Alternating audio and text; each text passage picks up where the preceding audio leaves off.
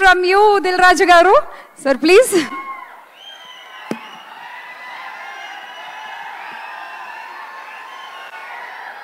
Dear Ram Charan gariki mundu happy birthday.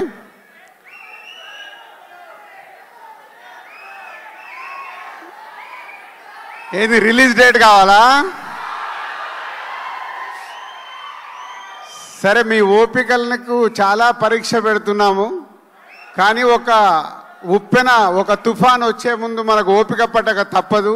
RRR తర్వాత వస్తున్న cinema కాబట్టి రామ్ చరణ్ గారు ఇప్పుడు మెగా పవర్ స్టార్ కాదు, గ్లోబల్ స్టార్ అయ్యారు. ఆ రేంజ్కి సినిమా రీచ్ అవ్వాలంటే శంకర్ గారు ఒక్కొక్క పాటని, ఒక్కొక్క సీన్ని తీర్చిదిద్దుతున్నారు. ఇంకొక 4 నెలలు ఓపిక పడితే మీ ముందుకి గేమ్ చేంజర్ 4 to 5 monthsలో రిలీజ్కి వచ్చేసింది. ఇంకో 2 monthsలో షూటింగ్ కంప్లీట్ అవుతుంది.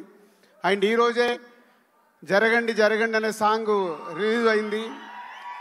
ఈరోజు మీరు సాంగ్లో చూసింది జస్ట్ 2%. 98% దాచిపెట్టుకున్నారు శంకర్ గారు. అది రేపు రిలీజ్ రోజు థియేటర్లో చూసినప్పుడు ఆ సాంగ్ వర్త్ ఏంటనేది మీకు అర్థమవుద్ది. ఈ ఒక్క సాంగే కాదు, ఇలా ఒక 5 పాటల్ని శంకర్ గారు ఆయన స్టైల్లో డిజైన్ చేసి పెట్టాడు. మీ అభిమానులకి ఒక 3 పాటలు అయితే సీట్లలో కూర్చునే లాగుండదు, లేచి డాన్సులు చేసేలాగుంటాయి.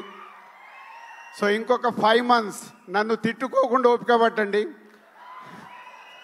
ఎందుకంటే చాలామంది నాకు మీరు పెడుతున్న కామెంట్స్ పంపిస్తున్నారు, అరే దిల్ మామ మాకు ఒక అప్డేట్ ఇవ్వు అని. పోతే దిల్ మామ అప్డేట్ ఇవ్వలేడు. పైనుంచి శాటిలైట్ నుంచి శంకర్ గారు ఇది ఇవ్వు అన్నప్పుడే నేను ఇవ్వగలుగుతాను. ముందు ఎలాంటి లీకేజీలు నేను ఇవ్వలేను ఈ సినిమా విషయంలో. సో ఇంకొక 5 months ఓపిక పడితే సినిమా మీ ముందుకు వచ్చేస్తుంది. అండ్ చరణ్ గారికి ఇది వెరీ స్పెషల్ బర్త్డే. క్లింకారా లైఫ్లోకి వచ్చింది. So Charan, keep it up. మార్నింగే ఈరోజు తిరుమల దర్శనం చేసుకొని హైదరాబాద్ రీచ్ అయ్యారు. సాంగ్ కూడా రిలీజ్ అయింది. సాంగ్ మాసులో ఎంత వెళ్ళాలో వెళ్ళింది. మీరు ఇంకొక 3 రోజుల తర్వాత ఈ సాంగ్ గురించి ప్రతి అభిమాని మాట్లాడుకుంటాడు. ఎందుకంటే ఆల్రెడీ లీకేజ్ అయిన సాంగ్ కాబట్టి మీకు ఈరోజు కొంచెం ఎనర్జీ లెవెల్స్ తక్కువ ఉన్నాయి.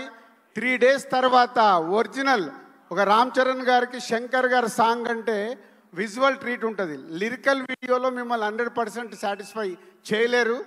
పోతే సినిమా చూసిన రోజు మీకు ఈ సాంగ్ పడితే ఏంటో అర్థమవుద్ది. 100% ఈ సాంగ్కి మీరు సీట్లలో కూర్చోరు, అది నా గ్యారంటీ. Thank you.